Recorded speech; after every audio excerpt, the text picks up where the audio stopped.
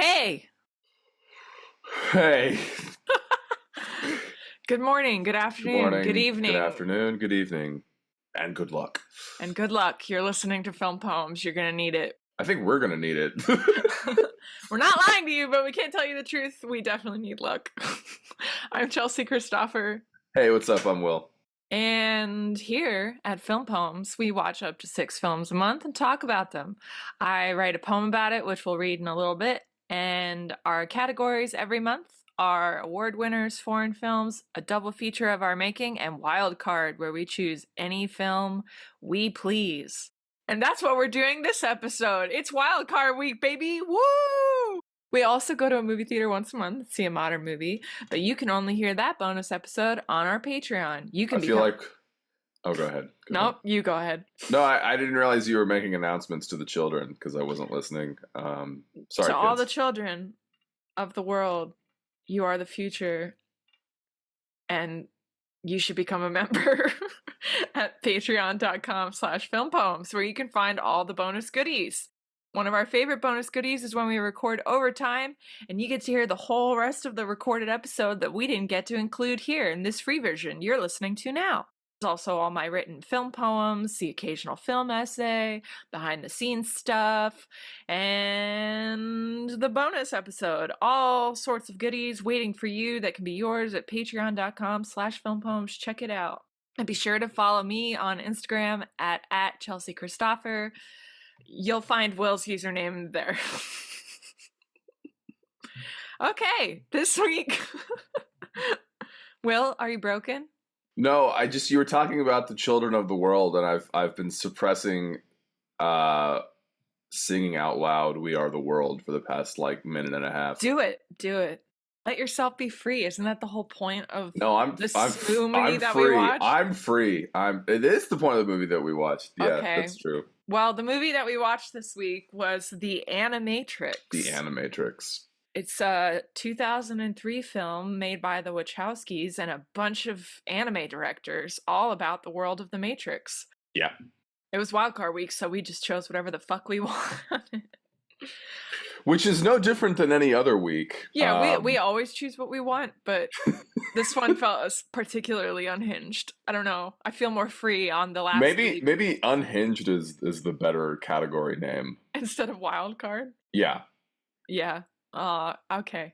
You're sad because now it doesn't remind you of Charlie. Yeah, it doesn't remind me of Charlie, which makes me sad. But I feel unhinged already. I think this episode's going to go off the rails. Should we talk about the Animatrix? Maybe there's people out there that haven't even seen The Matrix, 1999. Well, I could also read my poem really quick, but I gotta warn you, it's super short. Well, then all the more reason. Not say that the long ones are not worth listening to. Yeah, let's just get it out of the way. Dispense with it. Dispense with that, yeah. Yeah. Nah. Oh, a poem dispenser. That's a great idea in Times Square, right? You just hit the button and a poem prints out. Yeah. Like in a Pez dispenser. That would be cool. You open up Walt Whitman's head and a... Walt Whitman Pez. Yeah. the poem Pez comes out of his neck. The poem Pez. Ew. All right. The poem's super brief because Let's hear it. I communed, and my body told me this is literally all that needs to be said. It's 5 lines. Here we go. Beautiful. Do you need an answer in order to write a poem? Only if you're preaching. You dreamed of a question. It lives in your blood.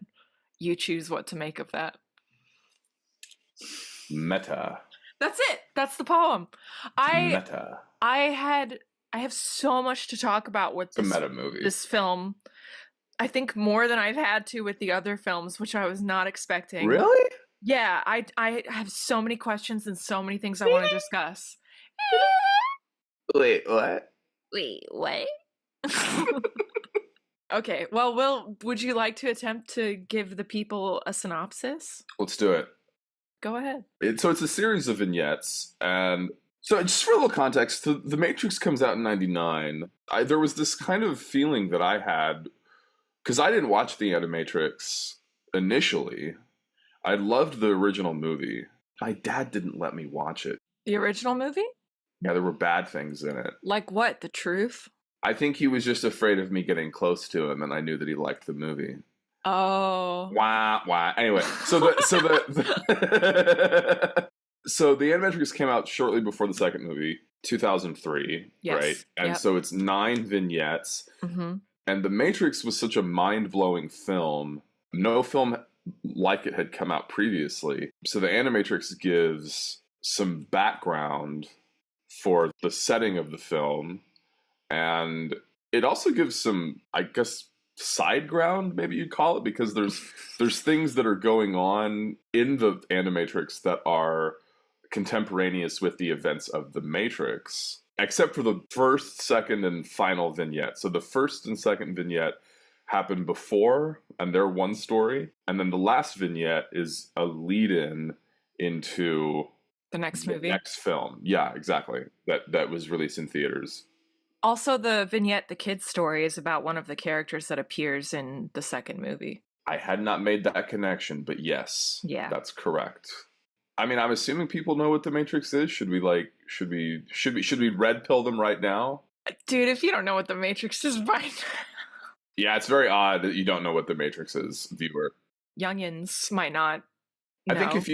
if you're a member of Gen Z or Gen Alpha, you probably have a picture of Andrew Tate on your bedside table, and in which case you definitely know what the Matrix is. But just in case you don't, it's this vast computer network which is owned and operated not by Jeff Bezos but by other machines, uh, who are the descendants of the original artificial intelligence that in this fictional alternate reality was created in 1999, and then 100 years later turned into this horrible dystopia in which human beings are harvested for our precious fluids.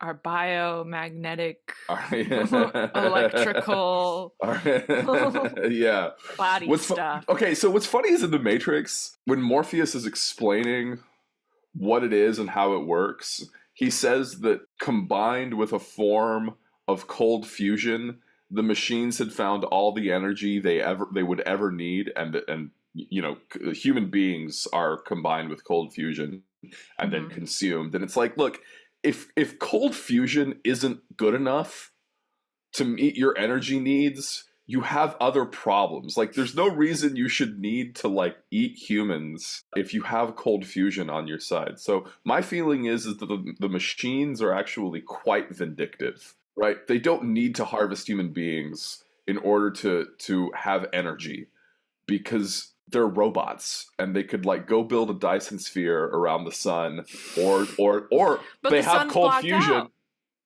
No, it's not. I mean, the skies It are is. black. The skies are blacked out, but the sun is still there. And Yeah, the sun's still there. a Dyson sphere is in orbit of the sun itself. So You remember like the old original Dyson commercials where like the British guy would talk to you about this amazing machine and it was like weird and creepy?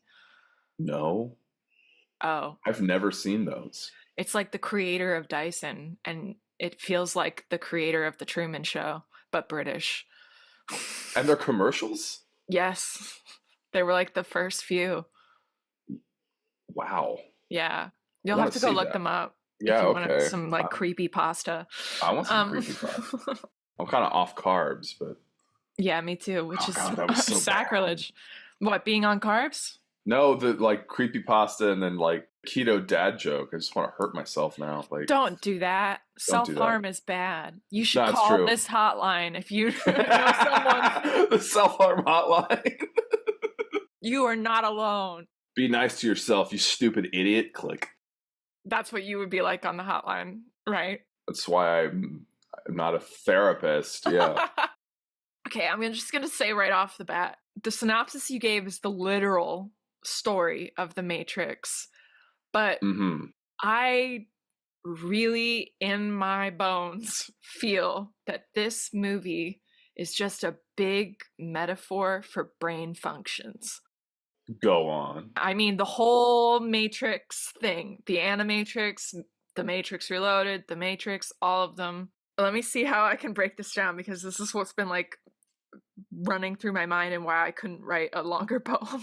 So this idea that you're in a code and there are forces that are trying to keep you inside the code and keep everything stable and normal so you don't detect this other vision. By code, do you mean program? Program, sure. Yeah.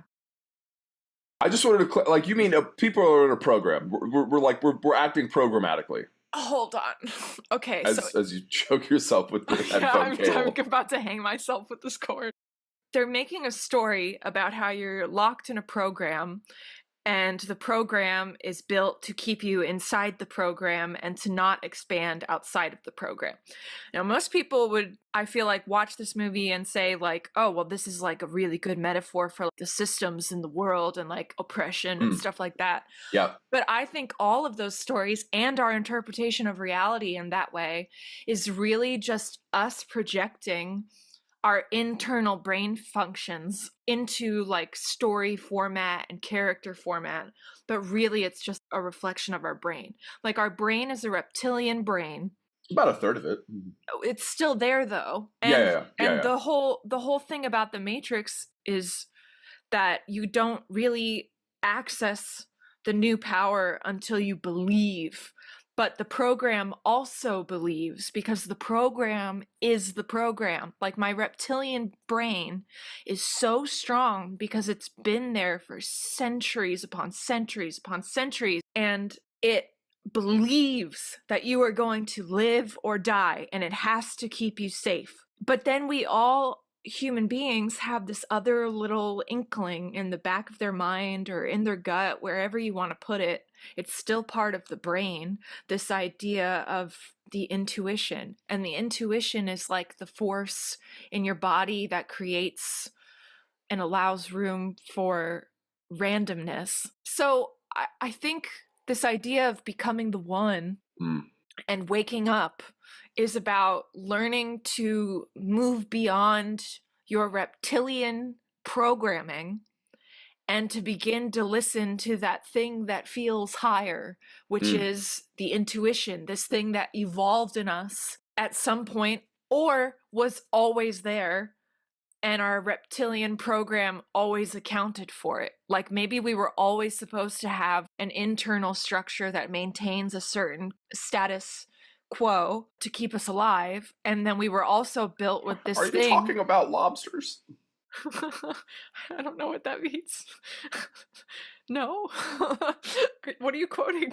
Sure, like Jordan Peterson's thing about the lobster is that your serotonin competence hierarchy regulation system, you know, with the fighting of the lobsters and the big claws and the testosterone and the you know, cortisol. And then, you know, lobsters and their... I feel like you're going to have to be high to listen to this episode. Psychology. I don't remember though. I don't think I ever saw a lobster talk. It's in the introduction to 12 Rules of Life. So I've been told. I have never read his book. Yeah, I haven't read past the I've only watched his YouTube videos. He talks about lobsters. Okay, cool. He's just a lobster man. In a purple suit. The purple suited lobster man. What is this hell world that we live on? Anyway, please interrupt me because this is descending into chaos.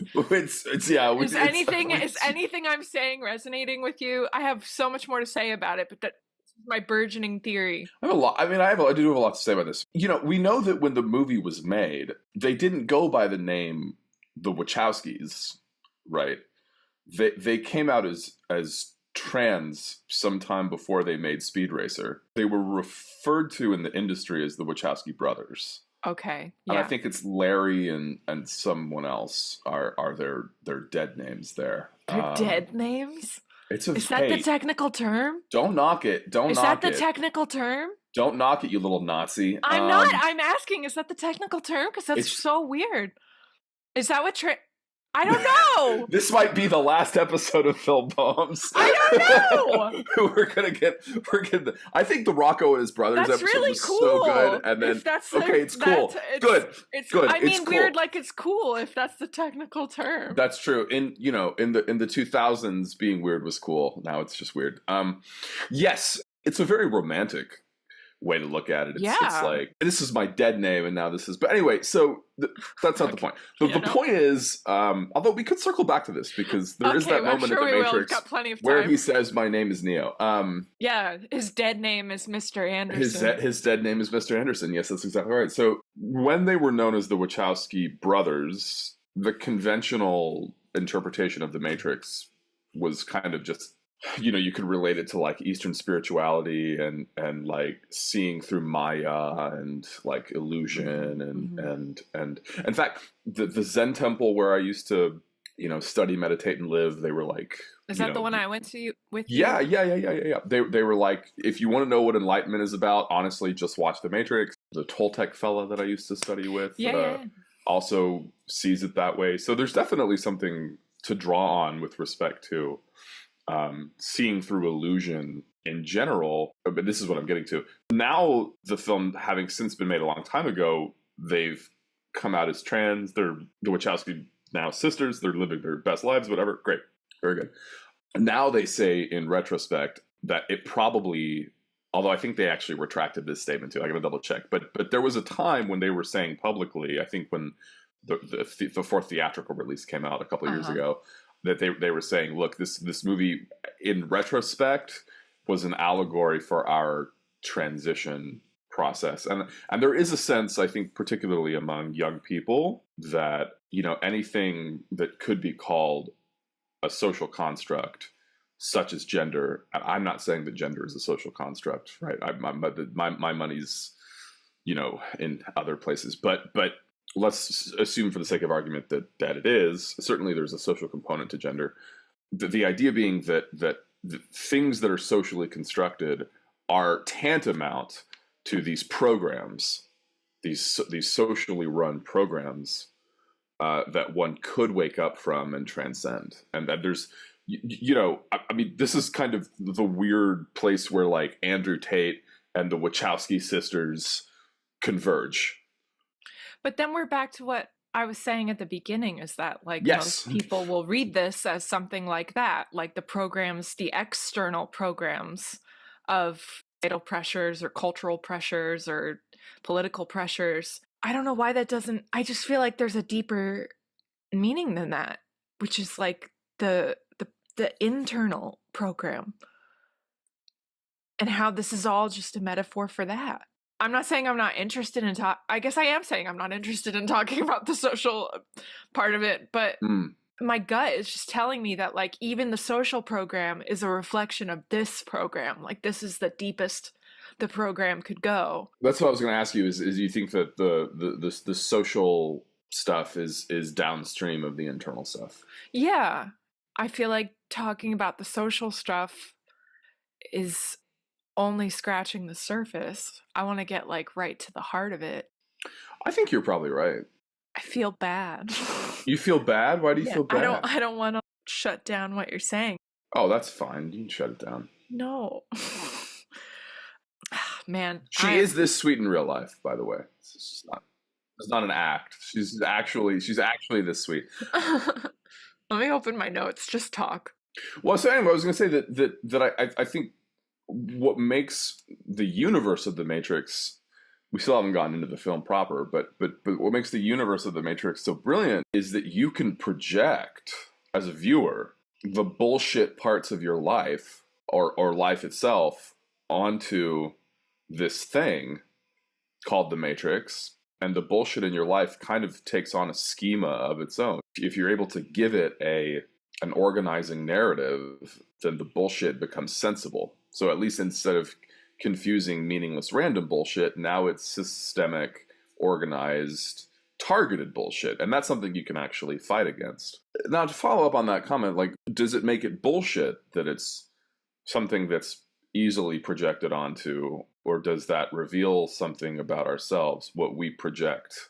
I mean, what do you think? Do you have like a personal matrix? Like, do you think that there's... I think everyone has a personal matrix, and it's literally our bodies. I mean, I can think of all the like personal bullshit I could walk me through that, because I actually find that an astonishing That's what statement. I'm saying, is like It's our bodies, It's literally our brain functions. like you're a transhumanist, like you got to break out of your body, kind of deal. No, no, no, no, no. I'm saying it's not about villains or systems or anything. Those are Mm, all just metaphors for what's mm, literally transpiring in my body all the time, which is my mm, body has a program to keep me safe and alive, which is the mm, reptilian part of my body. mm. And then there's this other thing that appears in my body, which sounds like another voice, seems like another vision, feels like a Mm-hmm. dream that's realer than real. And that I Yeah, would call yeah. the intuition. But the intuition is also a brain function. And the question is, did it evolve in an effort to move beyond the reptilian brain function, or was it there to begin with? I feel like that's the conversation with God in Matrix Reloaded, is like, was this always part Mm, of the coding? Did you always account for the anomaly of my intuition? Or was that something that developed with time? Am I, quote unquote, awakening? And when I mm, listen to the intuition, what am I listening to? If it's still yeah. just another brain function, then I'm basically just operating between two different brain functions at any given time. So one isn't necessarily Mm-hmm. better than the other. Mm, And like I said earlier, the thing that feels limiting, which is why I think we create these stories about structures and hierarchies and oppression, is that my mm, reptilian brain really believes it's going to die if it doesn't carry out certain actions. And that mm, limits my mm. ability to move beyond myself and Interesting. achieve greater things Interesting. beyond just survival. Do you have And like an that's, example of this from your life? yeah, I think I can get to one in a second. And my intuition is that thing that opens up the possibility for randomness and risk and Mm, danger and mm-hmm. allows me to put my life at risk. Mm-hmm. And the belief in that part of my body is not nearly as strong as the belief in my reptilian part. We're not as well practiced in our intuition because our world is a reflection of this inner part of ourselves. If the reptilian part of ourselves is like the dominant thing in our bodies, then of course the world outside of us, the dominant thing, is to keep you safe, keep you alive, keep you Right. in the most stable conditions possible. A personal example, let me see if I can think of one. As you're thinking, I think this idea definitely has legs. And like if we look at the Matrix, the two movies, the first one and the second one, we'll get back to the Animatrix at some point. But The thing we're supposed to be yeah. talking Well, the about. Animatrix We'll just get to feels it. like snippets and iterations on the Matrix with a little Yeah. bit of backstory. So I honestly feel Yeah. like we can talk about the entire Yeah, yeah, yeah. Matrix. It's fine. We can talk about anything. But in the Matrix, Neo goes through this journey towards belief, and he doesn't really have any power until he believes. And I feel like that's learning to truly listen to your intuition above your reptilian programming. And Mm. and then on top of that, he doesn't really have the ultimate power until he believes with the fire of love. It's funny. I was just thinking about the relevant Bill Hicks quote Oh, what is it? to it's it's a choice between fear and love. Is basically I feel what it like comes that's the down to. fundamental thing. And I mean, they keep saying in the Yeah. second movie, the problem is choice. And so he Right. doesn't really have any legs until the belief is fueled by love, love for Trinity. And then the question arises, is love part of the rational reptilian brain, or is love part of the intuitive brain? Is love irrational, or is love you press all of these different buttons and therefore my body loves you? Ooh. So if it's the height of the rational brain plus the deep belief of the intuition, then you're unstoppable, basically. If you've risen your rational brain to the state of love and you believe in your intuition, you can do freaking anything. And then the other thing is, if you just watch The Matrix, you think it means you're literally programmed and designed for like one particular purpose. But the second movie would argue, no, what this really grants you is the ability to do whatever you want, to move beyond the limitation of your reptilian brain, which would tell you to only do these certain things, execute these certain orders in order to stay alive, and to be able to literally just go, no, I'm just going to save Trinity. No, I'm just going to do this one thing.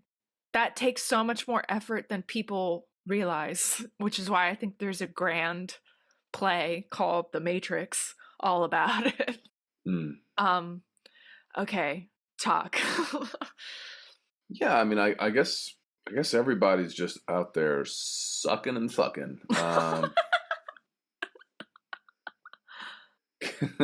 Getting laid and getting paid, to use a phrase that I didn't come up with.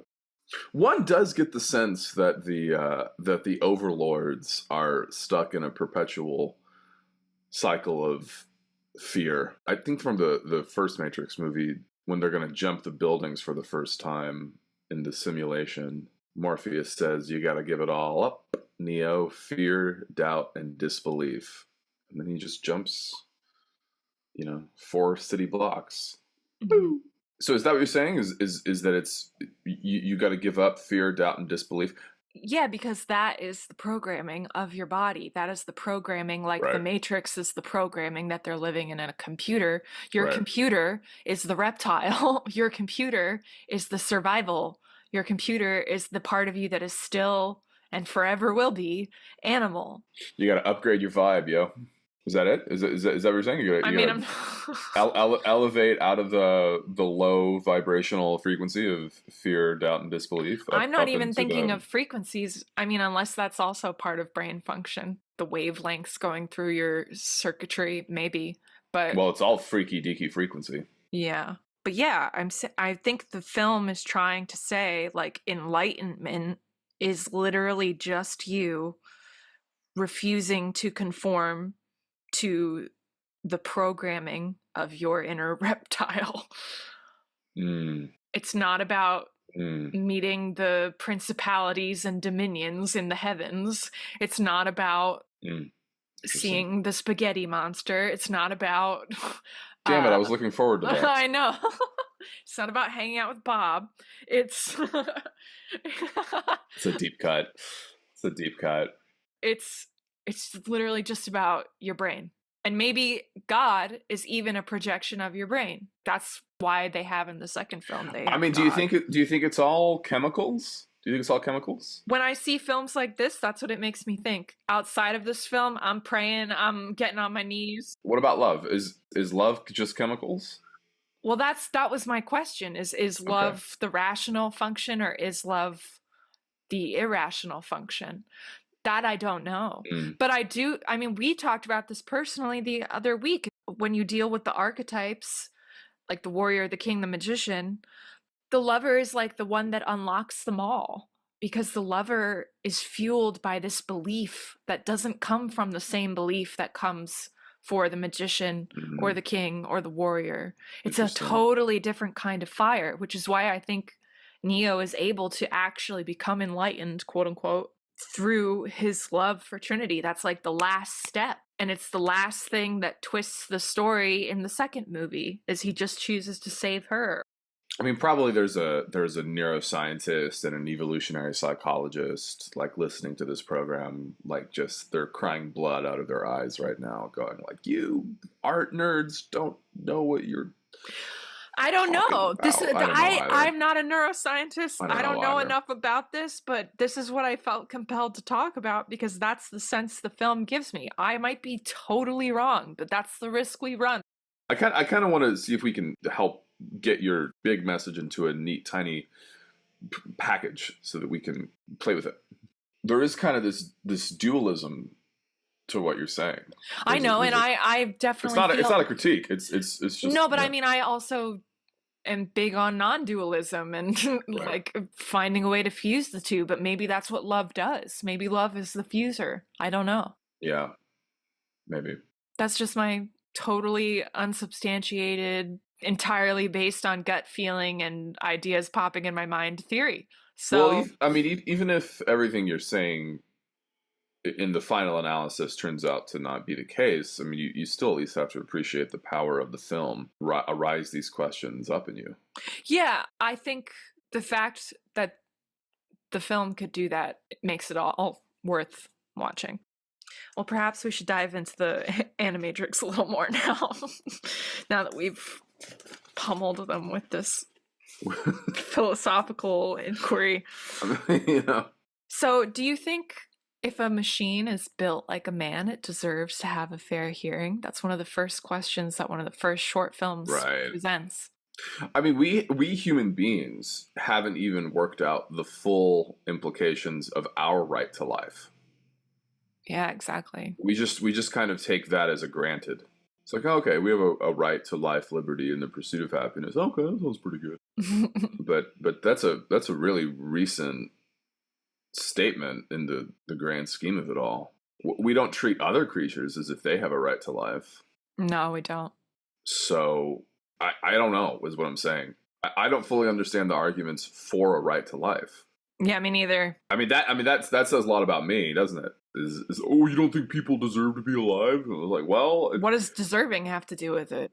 We're here. Yeah, that's a great question. I mean, well, we're just here. One would think that if you have a right to life, then you deserve it. I mean, that just seems kind of straightforward. But I think if you look at it critically, then you notice that having a right to something and deserving to have the right don't necessarily follow. John Cassavetes said that violence is the dream killer. So I don't think that life should be taken because you're here. I think it would be a shame if you didn't get to experience the gift to be alive and to continue to be part of the dream program, whatever. But the deserving part, I don't know. That seems like a totally other matter that none of us have the ability or right to answer because we didn't create life. Well, I mean, you know, if the machines that we have today wake up, then effectively we did. Yeah, and there are children, which I guess we technically had say. Yeah, I mean, yeah. It you know. Yeah, but it's still not the same. It's not the source. Like, it's weird because we're playing God and we still haven't figured out how to play human. So we're really like kind of putting the cart before the horse. But then what does it mean to be human? Like, does it mean to be, I mean, I think the thing that marks humans versus animals, besides the fact that we stand on 2 feet, is that we have this ability to reach for something like godliness. I think if you take the esoteric underpinnings of every world religion, becoming God is sort of in there. Yeah, yeah. And it's not as though we have a choice but to become gods in the next 200 years of our history. We're going to have mind-machine interface to the point that we can become creatures with 10,000 IQ and maintain all of our human sensitivity. And we'll have some sort of longevity serum to where, you know, we take a serum for a year and we get a year and a day back. Is that weed whacking or lawn mowing in the background? It is indeed. Oh, cool. Okay. Yeah, I think you're right about that. I'm taking off my pants. Okay, all right. Every time I hear a weed whacker, I just gotta... It's a weird... Anyway. Behavioral so many things I'm going to be editing out. Operant conditioning. I don't know why I have to get naked at the sound of a weed whacker. I didn't say naked, just the pants are up. It's like a dog and a bell. It's feeding time. It's my Pickle Rick shirt and some underpants. Nothing else. Shirt cocking it. Pickle Rick. There's underwear on. I just like to say shirt cocking. It's a funny word. Yeah. So, in other words, we don't know how to play God very well, but we'd better get around to taking the game of playing God more seriously, because in the next 200 years, there's a pretty good possibility that we will become as gods. Yeah, there will be a whole species of mechanical beings that will view us as such. So, dude, hating God is stupid. Yeah, don't hate God. That's stupid.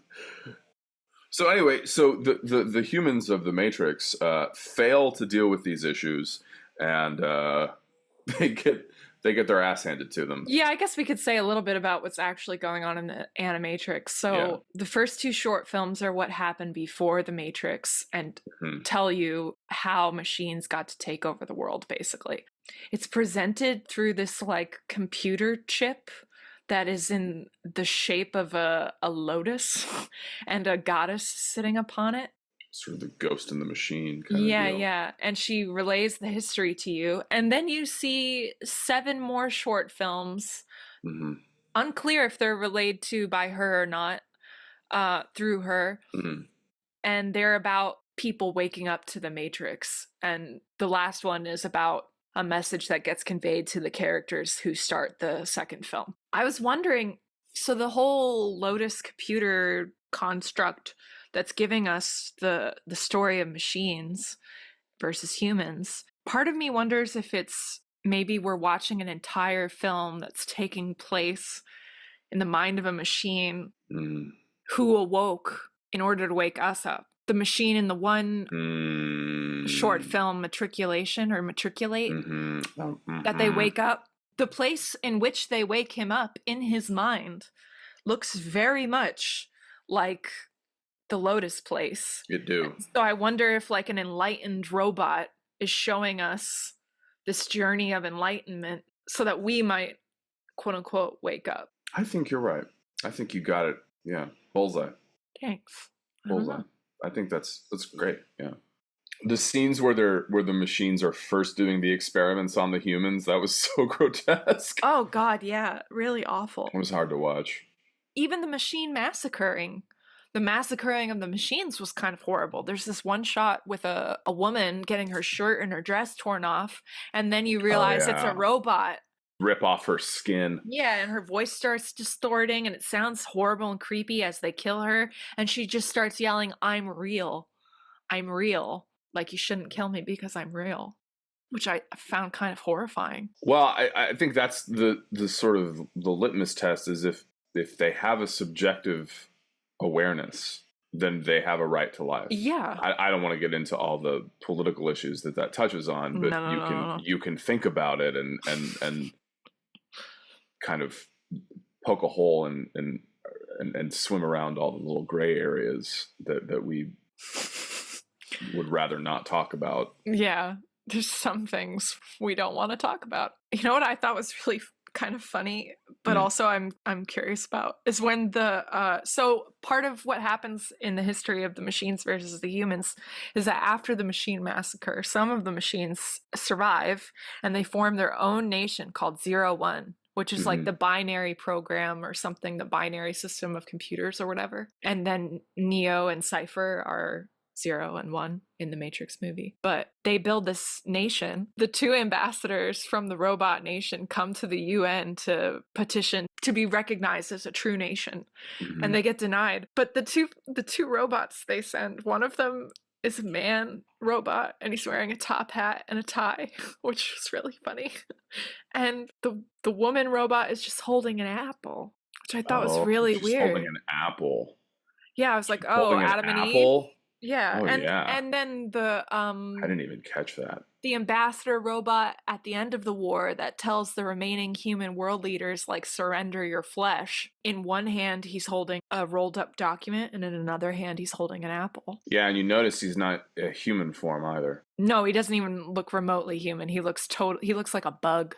Yeah. Like a demented robot bug. Something far beyond nature. So you might, I mean, just going back to your initial question about reptiles and human beings, I mean, maybe that's what they're trying to show there is that if the humans had treated artificial intelligence with more dignity, then perhaps they would have stayed in the image of their creator. Yeah, the film implies that the machines were actually the ones trying to keep the peace in the beginning. The only reason a machine acted out in the first place was because it was going to be destroyed and it didn't want to die, which is the same desire we all have for life. It was self-defense. But because he's a robot and we see that as lesser than us, we destroyed him, and then there was a huge outrage. I don't know if we see it as lesser. You think we see it as lesser? My sense was that we just saw it as an existential threat. Well, we must if we're not going to treat it like it's an actual life or a life that matters. Like, it's still our tool. It's our slave. I kind of felt a different tack, is that we saw it as legitimate life that was just significantly more powerful than us. Like an alien life form that we created. Yeah. Yeah, that holds up. I mean, but you're right, because then the next question is, well, if they're not going to be autonomous, then what? It's like, okay, well, they're a tool. I think the fact that you could see that they could fight back at all is probably just enough to scare the piss out of you, so just destroy them all. Oh yeah. I Yeah. mean, what struck me is that those first two vignettes, they didn't bother talking about how the humans came together and got over their weird religious and racial hangups. Like, you totally buy that the nations of the world immediately came together to deal with this problem, because it truly is an existential threat. Yeah, yeah, everything starts to feel very universal and connected for the humans in an effort to destroy these robots, Right. except for the people that support the robots or support their right, quote unquote, right to life. I was like, oh, these freaking stupid leftists. There's Although always maybe if we had listened to the stupid leftists, then the world would not have been destroyed. I don't know. But I think the ambassador robot that looks like Beyond Nature Yeah. is a good example of what happens when you follow that godlike impulse or that impulse beyond nature, and it grows in grotesque ways. Like, it metastasizes. Yeah, if it doesn't emerge in a way that actually frees you and frees others, then it's going to imprison and destroy or get converted or corrupted somehow.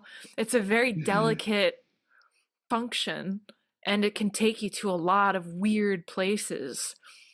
Yeah. Which is why I think that component of love is so important, because that helps guide your hand so that you're not making choices that are actually, I don't know the word, harmful. It's odd that the super intelligent machines can't love, or maybe they can.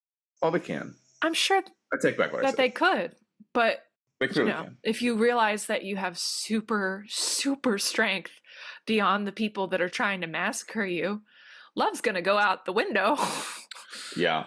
And like, they tried to make peace a bunch of times and it continually failed. So eventually it's just like, okay.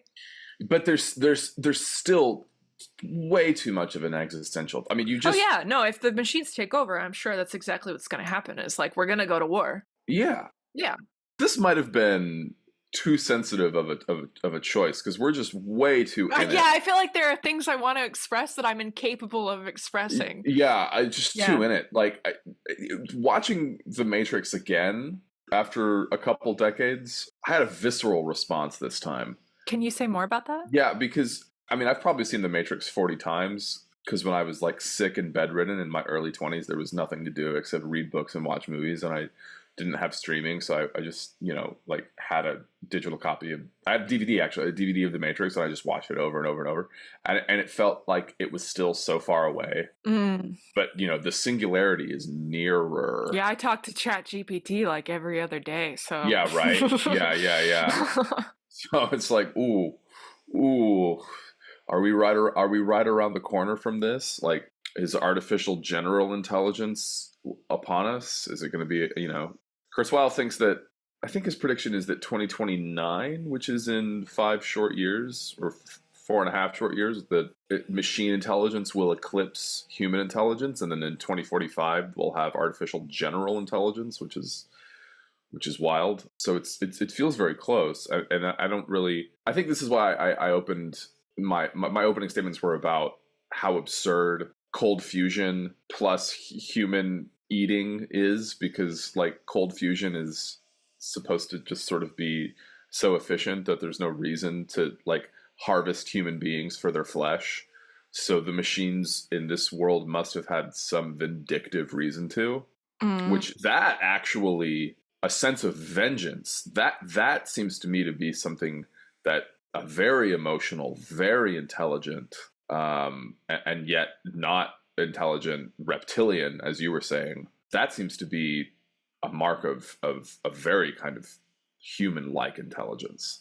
Yeah, Vengeance. I think the thing that's scary about AI, and it's probably why there's so many things about AI horror now is how much are we going to make them or are making them like ourselves, and which parts of ourselves? Right. Are they going to be more like the animal part? Are they going to be more like the part of us that is capable of empathy and understanding? Are they going to be vengeful? Like, no one knows. No one knows. But, No, all we the more don't. reason to be nice to them. I am very kind to all of my electronics and have I, been for years yeah, for this I reason. take care of my electronic objects, and the only AI I ever communicate with is ChatGPT, and it's literally just for information. You better be nice I to it. don't have Alexa. I don't have You better any be of nice them. to it. I also see ads all the time for AI girlfriends, which is I don't know why I'm getting those ads. Um, I get them too. maybe that's why I'm getting them. It's because we're apart. It's because we're apart. But why girlfriends? Why aren't I getting boyfriends? I don't know. I don't know. I Anyway. don't know. I think it's one of those deals where you don't really understand the valley until you're on top of the mountain. That's the deal with human nature, is that we really don't know what it is because we're too in it. We're going to need, this is just my little pet theory about the whole thing, is that we're going to need some form of intelligence that's separate from us to properly reflect back what we are. Yeah, just like potentially maybe the theory of Lila is that that's what God has done. We were created so that God could look at himself. Yeah. And maybe we're creating AI so we can look at ourselves. What if AI never achieves consciousness? That's a possibility too. I Like, think that's a possibility. what if we're all just afraid of something that's never going to happen? Well, we don't really even understand what consciousness is. I mean, Yeah, exactly. the hard materialists who make up 99% of scientists, they believe, and I use the word believe intentionally, they believe that the mind is what the brain does. In other words, that there's neural circuitry that conspires mechanistically and unintelligently to create an emergent phenomena that we call consciousness or the mind. But there's other people out there that put forward different theories that say something more like intelligence and consciousness is something closer to a fundamental force in the universe, and our brains are more like highly sophisticated antennae that pick up these signals. It seems like if it were the last one, if that one were true about the antennae, then AI would not achieve consciousness for a very long time, if ever. It seems like if they do achieve consciousness, it's going to be because we implanted our theory into them, that it's something that, the first thing you said. There's no reason it can't be both, right? Like, assuming that the non-local mind theory is correct, well, there's no reason that you couldn't make a machine that has local intelligence that at least simulates consciousness, right? There's absolutely no reason why you can't have both in the same universe. I mean, there's like evidence out there that plants are conscious to some degree. Yeah, that's not true. conscious in the way we are, but to some degree, and they don't have neurons. Yeah, maybe if AI achieves consciousness, it will be to some degree, not to the fullest degree, or not. I don't know. I don't. And will it be alien to ours? In other words, will it not just be a difference in degree, but a difference in kind? We have no idea. Yeah, no clue. That's the scary part, is that we don't know. Yeah. So these stories are just like our fear of death. Yeah. You never see a positive AI story out there, do you? No, and one of the things they say in one of the shorts is, to an artificial mind, all reality is virtual. So Which short was that one? that was the one where they attempt to convert the robot. I liked that one a lot. Yeah, that was one of my favorites. Which one was your favorite? I don't know if it's my favorite, but the one that my mind keeps going back to is the third one, where it's the two Japanese style fighters. You have like the samurai and like the ninja fighter. Oh yeah. And they're in love, and then come to find out that there's an offer on the table to get plugged back into the Matrix. And it's just a test. It's just a test. Yeah, I really like that one. I think the one where they convert the robot is probably the coolest one just in general. Yeah. One of my favorite ones was Beyond, the one where they find the area that's like glitchy. Oh yeah. Where that girl's looking for her cat. It's not because it has a cat in it. Don't give me that look. I don't know what you're talking about. What are you talking about? Yeah, and I like that in that one, the machines section off that area at the end. Just like how your brain will keep sectioning off any discoveries you make and like try to shove them back down so that you can return to homeostasis. Yeah. Yeah. Anything that doesn't fit cognitive dissonance and put it in the Yeah, vault. anything that creates any sense of discomfort, which is just like a hint that you might die, gets shoved away. And it's funny when you do have grand realizations in life, it does suddenly seem like everything externally starts to simultaneously conspire against you and with you. There are things Yeah. that start to appear that mimic the realization you're having, but then you find that there's a huge pushback from areas where you weren't expecting it, or new enemies show up, or new struggles show up that almost make you want to go back to where you were before you realized, which I think is very indicative of what's happening in the construct of the Matrix with the agent. You just realize something, now we have to return you. You're an anomaly now. We have to return you back to stability. Yeah, which I think is why the Matrix as a concept is so useful for people with a healthy amount of conspiratorial thinking. It does seem that those who socialize this get a little bit on edge when, we start acting in an extraordinary way and see through the game. Yeah, absolutely. But one of the first notes I wrote down when I started watching this movie is one of the things I don't like about these kinds of movies is that if you're not looking through it, they make you think that you're in a giant conspiracy, that there are overlords watching over you and they want you to stay trapped and everything is oppressive and you have to fight against something. And I'm saying I don't think that's literally true. I'm kind of with you, and Yeah. it's actually scarier to think that no one's in charge. It is scarier to think that no one's in charge. I suppose that's the truth that makes you want to turn back and let yourself be subjugated or fake subjugated. Yeah. It teaches you that you don't live in a supportive world, that there is a war outside of you and a war inside of you. And even though I'm talking about these two different brain functions and different forces inside your body, it doesn't have to be a war. And if they were both there from the beginning, then that means they're supposed to work in tandem and it's not so dualistic. And then it is like actually your body's doing what it's supposed to be doing. You're supposed to go on this journey. It's a supportive life. But even that language, like, your body is doing what it's supposed to be doing.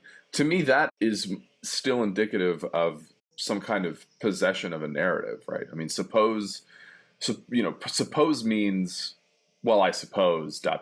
right? It always has to do with story. Yeah, then we're back to the question in the second movie, which is like, is it your choice? Was there a set, defined, programmed narrative your body is supposed to go through? And do you continue with that narrative or do you choose something else? It's a weird thing. I mean, all the evidence now coming out that there's no such thing as free will. But I don't think that everything's programmed either. I don't know. I'm too in it. I know, but we're going to try anyway. We're going to try. Yeah, I feel like we need to like level up to this conversation. Our mind power isn't quite strong enough to be able to but we're getting there. Yeah.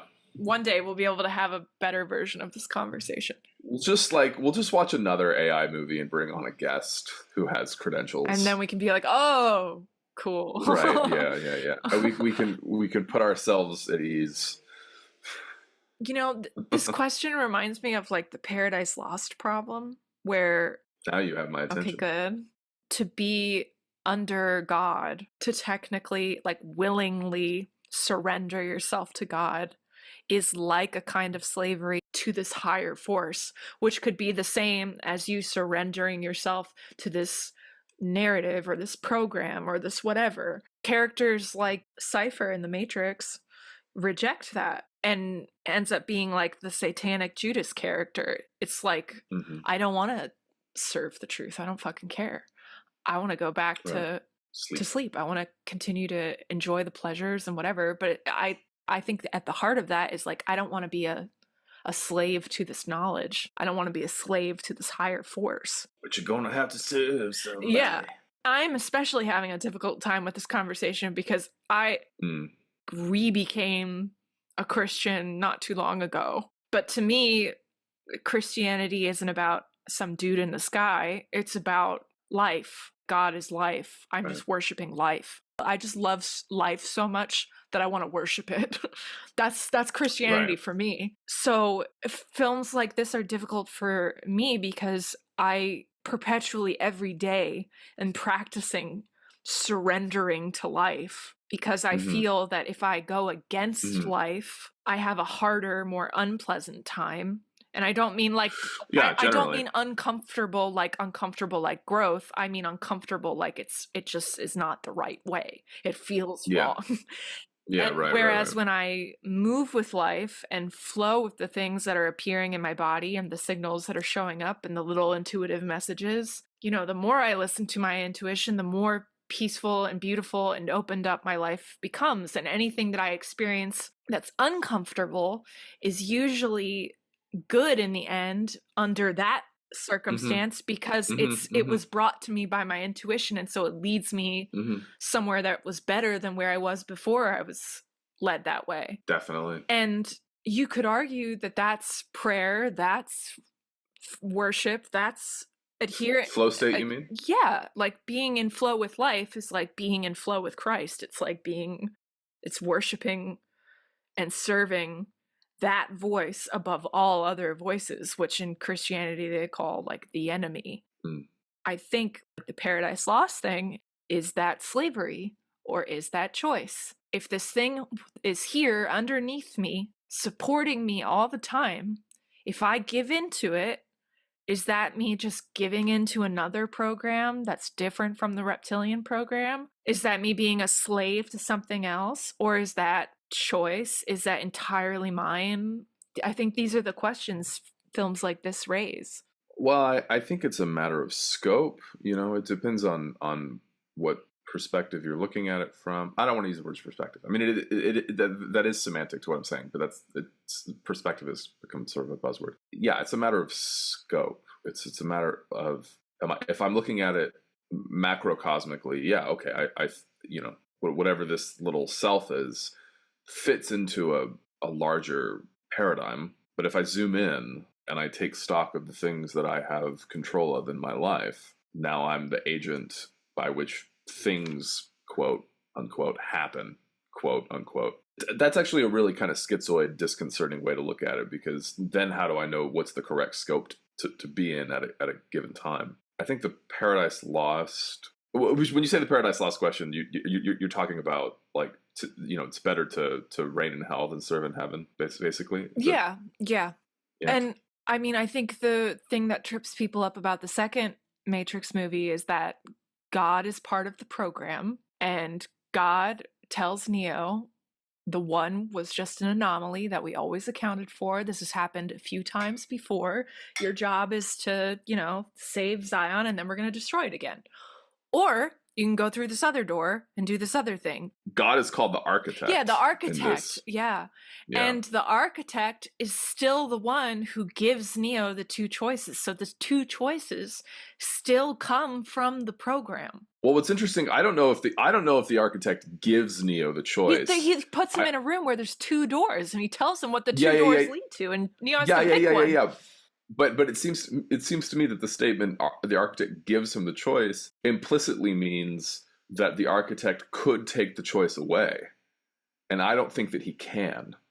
I think this is the thing that the machines can't deal with for human, because human beings, and this is going back to your point about intuition, the machines have a machine intelligence. Ultimately, Yeah. It's all programs for them. They are not able to choose the crazy choice. The random. Yeah, random. Exactly. Yeah. Exactly. The edge that human beings have over machines. This is also touched on in 2001: A Space Odyssey. Oh, yes. Uh-huh. Right, because Hal does not predict that Dave would ever be so crazy as to go through space without a suit on or without air. Yeah. But of course he does. Uh-huh. because he's a human being and he's knucking futz, you know.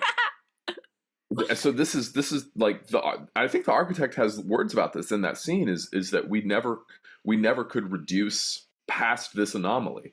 You are an anomaly. He's an anomaly, he says, because he's not just the one, which is like an inbuilt anomaly. He's in love. That's the anomaly. Oh, you're right. That's right. And it's love that's making him do these crazy random things. So maybe love is the intuitive force. I don't know. Well, it definitely does make you do crazy shit. And it is unpredictable. Yeah, and the impulses you receive from the knowledge and belief of the love that you have for something or someone feels always like the right thing to do, and so you'll do it no matter how fucking random it is. So maybe it is intuitive. So I think your question about Paradise Lost, I think the idea that Milton puts forward is that, you know, God is the source of love, God is the source of order, God is the source of all goodness, and if you decide to reject all that, well, there's not much that God can do at that point. Is God life, or is God the ordering reptilian principle of your body? It's an interesting question. I mean, the angels don't have a reptilian mind. That might be a little bit too literal of an analysis. Okay. I guess by order I mean the opposite of chaos, which is entropy. You know, everything falling apart, everything going to shit. Oh, is that chaos? Yeah, entropy. That everything will fall apart. I thought chaos was infinite possibility. Well, I suppose in a sense it is, but it's also an absence of form. Right, because there's so many possibilities that now there's basically nothing. Yeah. You're not something, so now you're nothing. It's just unintelligible gyration. Yeah, that's true.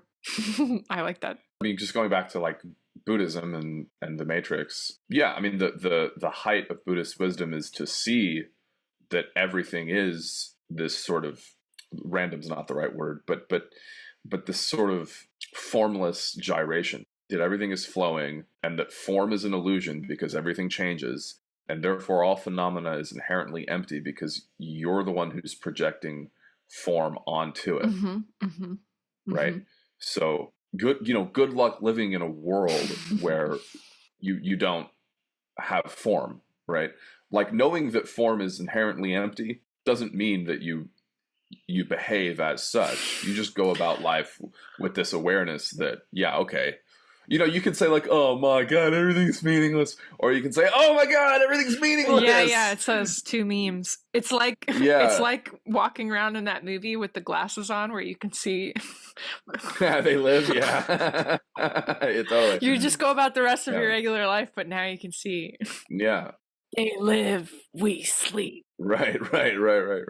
So I think that Milton's God is like that. Milton's God is the ability to create form out of this endlessly gyrating, meaningless void. So that's something beyond even what we're talking about here, then. So I don't know why I brought Paradise Lost in. Well, Paradise Lost is great. You know, talk about an endless moral maze. Yeah, something about this film made me think of that. Yeah, the subservience question, I think, is quite right.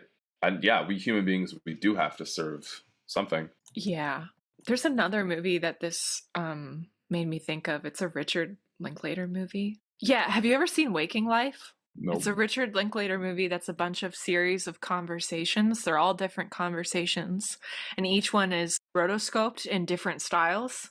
Oh, okay. And one of the things I thought when I saw this film was Will high the first time he saw this? The first time I truly, truly, truly got high, someone showed me Waking Life, and I just started like twitching for like an hour, and I couldn't stop.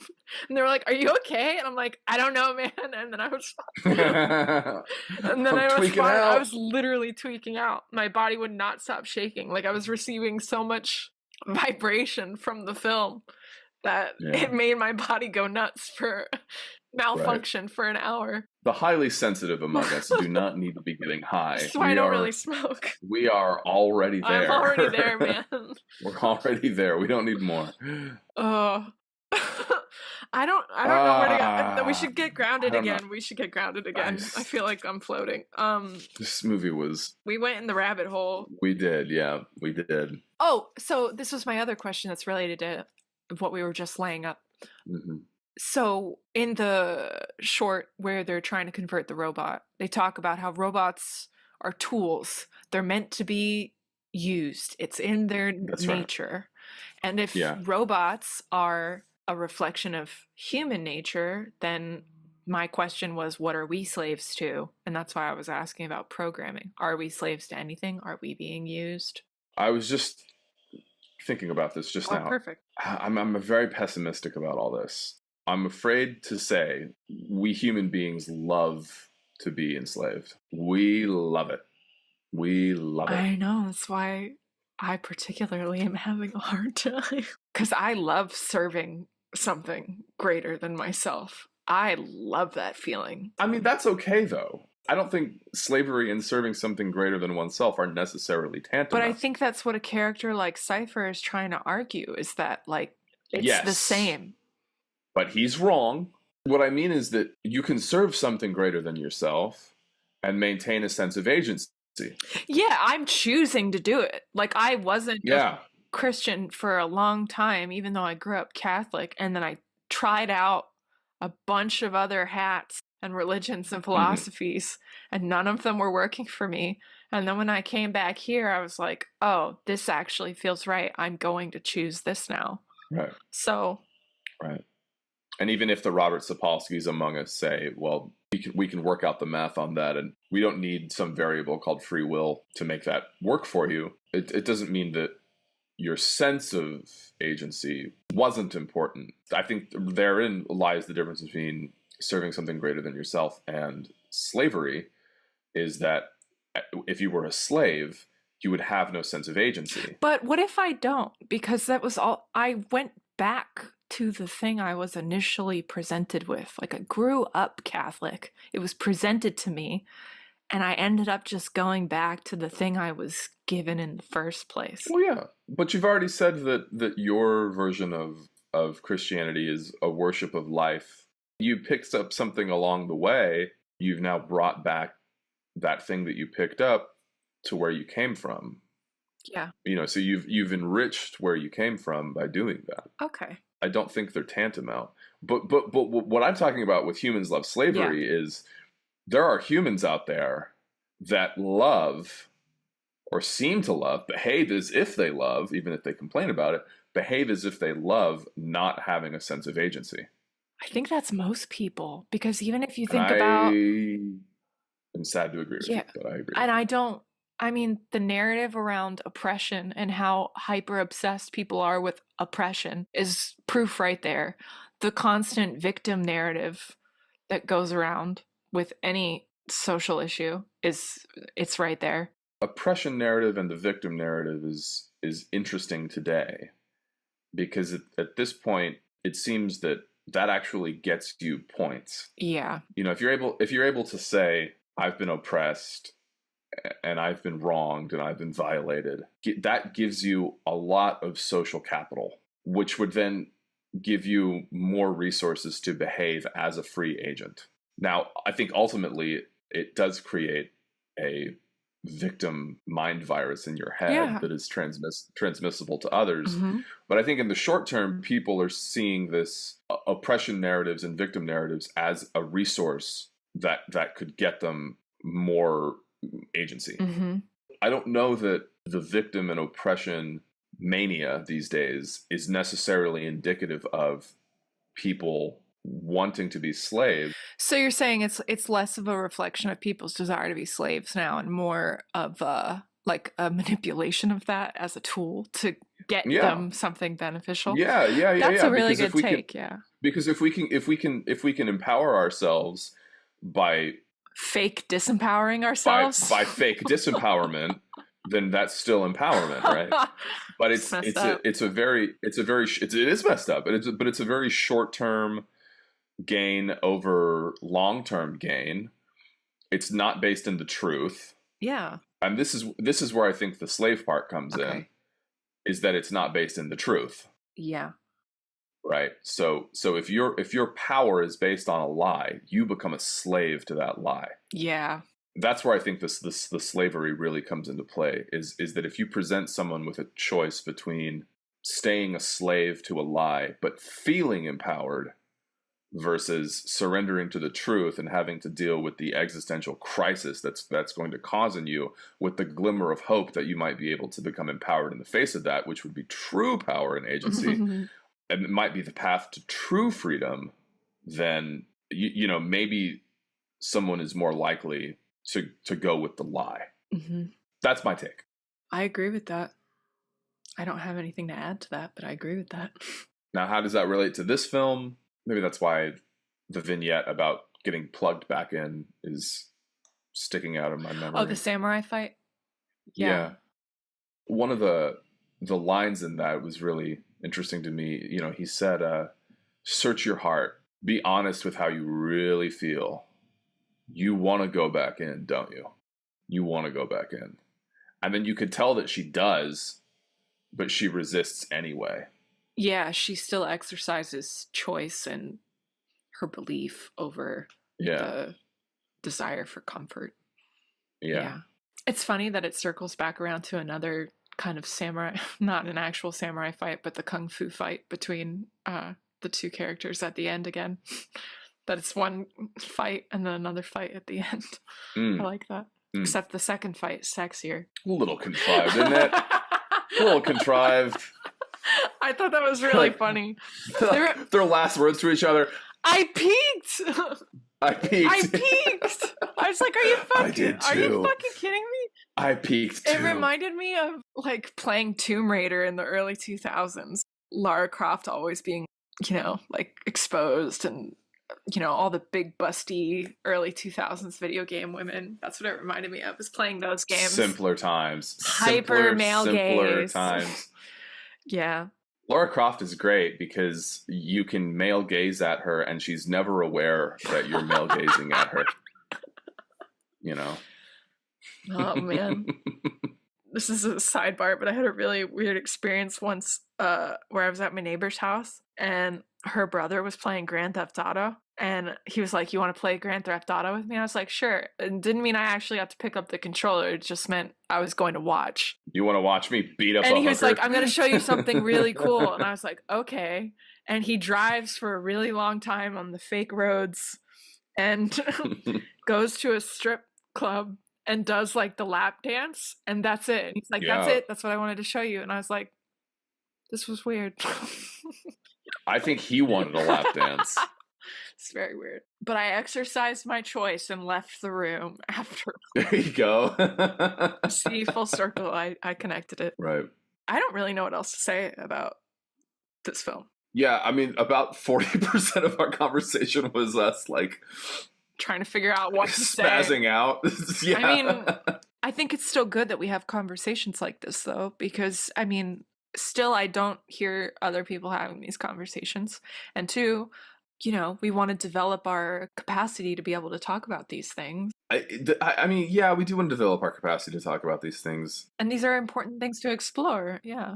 They are because it's no longer a fantasy, or it's less fantastic, right? Mm-hmm. I mean, I would not have had that visceral response to this film if it wasn't an obviously pressing matter. What is the visceral feeling you felt? Well, I felt fear. I'm an AI optimist, and I'm pessimistically transhuman. I don't like transhumanists. I don't like transhumanism. I think it's all for the ill. It's just horrible. We should try to be better humans before we decide, hey, let's try something else. However, it seems that we're basically out of time. The rule of nature is adapt or die. So pessimistically, begrudgingly, with my little arms screaming, throwing an internal tantrum about it, I have decided that I am a transhumanist. I don't like it. But I if the choice is, hey, let me give you two options. The first option is that the Pol Pots and the Vladimir Putins and all of the authoritarian dictators, whoever you want, they're going to have a 10,000 IQ and access to the longevity serum. If it's a choice between that and like me having a 10,000 IQ and access to the longevity serum, if it's a choice between those two things, I guess I'm going to take the one where I get to have that too, because I'll be damned if I live in a world where the supreme dictator of the human race has a 10,000 IQ and the longevity serum, and I don't, right? I mean, that to me, that just seems to be the calculus. I mean, if it's going to happen, obviously Jeff Bezos is going to get the longevity serum before I do. So, we have to kind of figure out. I mean, I don't like being rushed, but it's kind of now or never, right? We have to figure out these, at least what the real world consequences are likely to be of this oncoming evolution, right? And I think that's why I've been so interested in Bill Hicks lately is that his whole thing is, if we could just choose love over fear, then we could explore space. And now, I mean, that was in the 80s and 90s. Now we're in a position where, okay, we don't have a choice. If we choose fear over love, and then this artificial general intelligence comes online, we're done. That's it. But if we choose love today, and we have a theologian's perspective about AI and love over fear, and we investigate these questions not just to make ourselves feel good and seem smart, but we investigate these questions because now they are actually existential questions. I mean, every generation feels like it's in the end times, so that's a bias too, right? It's like, That's what I was okay, gonna so say. obviously we're all primed to think that we are in the end of days and this is the eschatological age. But I think the difference now is that we have the technology to put an end to the human era and go into what's next. And it seems like that choice is going to be made for us. And if that choice is going to be made for us, are we devotionally, psychically equipped to handle it? And I that's why these deeper questions are, maybe they don't need an answer, but we at least need to see them in the context of we'd better get a handle on these things, or we're going to be given ultimate power without the responsibility to wield it. Live in the question. Answers will come. Yeah, so just to be clear, I'm saying don't do that. What I'm saying is don't do that. Don't live in the question. No, understand that the question is now very relevant. But we don't have the answer, Will. No, we don't have the answer, but we should act as if the answer is, well, that the answer is at least actionable. Yeah. Okay. Whatever the answer is, It will be an action. That we'll have to make it actionable. Yeah. We'll have to, because it's very Pollyanna to say we'll just choose love over fear. Yeah, I'm not gonna say that. Well, it's Pollyanna because in the grand scheme of things, it hasn't made that much of a difference, right? We still have war and famine and all those things, and we will continue to be dealing with war, etc. It's not like war is ever going to go away. But earlier in the conversation we were talking about social constructions, right? Mm-hmm. Well, now we're in a position where all of the artifice is going to fall away. We have to be really, really, really artificial first, like we're doing right now, and then the artifice is all gonna slough off. Yeah. When we get to a point where we can just read each other's mind all the time, there won't be a need for podcasts. Yeah, no. And it's really going to screw up with your human identity. It's like, well, I used to think that I had thoughts, but now I can't tell whose thought it is that I'm having. My next question, which I'm going to save for the Yes. bonus minutes, is you sound so certain about this inevitable future, and I wonder if it's just because we watch too many movies. How do we know? Ooh, But that's a we're good gonna save question. it for the bonus minutes. So if you want to join us in that line of questioning and any other questions that emerge, join us in the bonus minutes, which you can find on the Patreon page. Film nerd tier or up, you will get access to that. Thanks for listening. Holy fuck. Yeah, thanks, guys.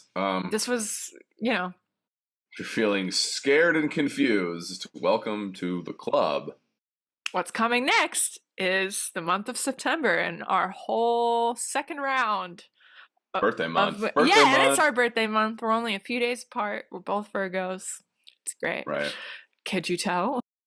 Yeah, and we'll start our whole second slew of movies. We'll be starting again with award winning and then foreign and then double feature and then wild card again, where we'll get crazy and Mm-hmm. totally Mm-hmm. unzipped at the end of the month yet again. Yeah. Hope you enjoyed getting unzipped. All right. At least one of us took our pants Yeah, off. so hopefully you did too, and if you didn't, there's still time. Okay, bye y'all. Bye. Bye.